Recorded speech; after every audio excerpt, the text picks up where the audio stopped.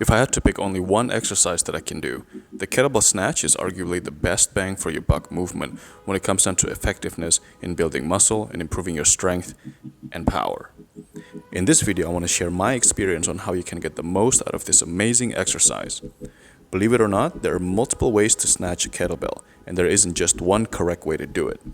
Depending on which coach taught you how to do it, your technique may be different from others, and that doesn't necessarily mean that you're doing it incorrectly. Let's go through the different ways to snatch a kettlebell and see why I prefer one over the others when it comes down to improving power, strength, and muscle. Number 1. The punch-through snatch, aka hardstyle snatch. If you've watched kettlebell snatch videos by hardstyle kettlebell practitioners popularized by Pavel, you're probably familiar with this technique. In this version of the snatch, you start with the kettlebell in front of you like you would do a swing. You generate power with your hip thrust to swing the kettlebell up and punch your hand through the handle opening. The kettlebell actually becomes upside down momentarily and goes over your hand. Coaches that teach this style usually use terms such as taming the arc and sneak your hand into the kettlebell as part of their coaching cues, because the kettlebell swings in front of you in an arc and you have to redirect the movement path so you can find the right timing to insert your hand into the kettlebell handle opening in order to properly execute the technique and avoid banging your wrist and forearm. Number 2. The competition snatch, aka softstyle. This version of the snatch is the best if you like to do higher rep workouts. It's probably the most energy efficient way to snatch the kettlebell and is used during kettlebell competitions. In this variation of the snatch, the kettlebell does not go over your hand. Instead, it spins around your hand as you insert your hand into the handle opening. The kettlebell handle is momentarily vertical at this point. This style of snatch distributes the load and effort efficiently throughout your body by relying on your lower body to generate most of the momentum, so you can do a lot more reps before you get fatigued. Your body mechanically functions almost like a pendulum. Usually you will notice a more pronounced rotation or twisting of the upper body, both on the way up and the way down, similar to what you see here.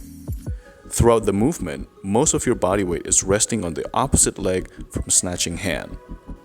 Pay attention to how one of my feet is planted firmly on the ground while the other one is slightly lifted for balance.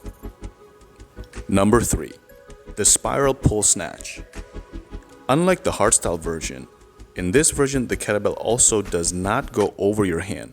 Instead, it swivels and spins around your hand as you pull the kettlebell upwards.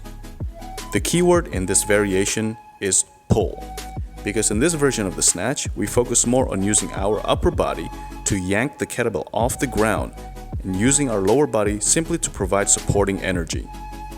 The best way to do it is to start with the kettlebell between your feet, slightly in front of you for a dead stop snatch. Unlike the previous two versions, the kettlebell never really travels away from you in an arc, and the path is pretty much vertical all the way to the top. This version of the snatch is most similar to a kettlebell clean, but a much more powerful one because the kettlebell has to travel twice as far all the way to the top of your extended arm. This version of the snatch relies more on your upper body pulling muscles with some involvement of your lower body. So with all the variations of the snatch, which one is the right one for you? Obviously, it depends on your goals, but for me, I use the kettlebell simply as a tool to improve my general fitness, build muscle and conditioning, so I'm not subscribed to any particular kettlebell school of thoughts. Some people can be kind of cultish when it comes down to kettlebell training, which kind of creeps me out.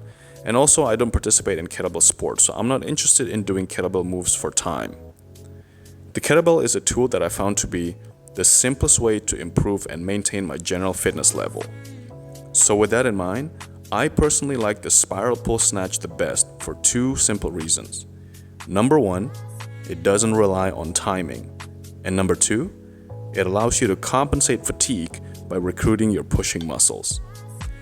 The hardstyle snatch requires you to swing the kettlebell to a high position where you then need to find the right timing to punch your hand through the handle opening in order to land the kettlebell softly on your forearm and avoid it from banging and bruising your wrist and forearm.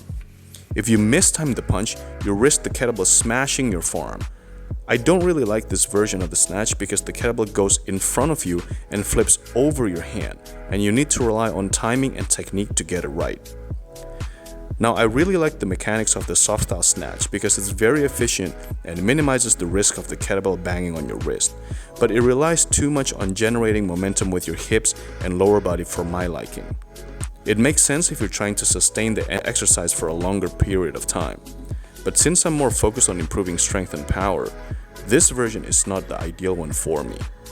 The spiral pull snatch doesn't rely on either timing or momentum.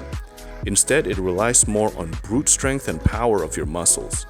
You forcefully yank the kettlebell up, ripping it off from the ground to launch it upwards.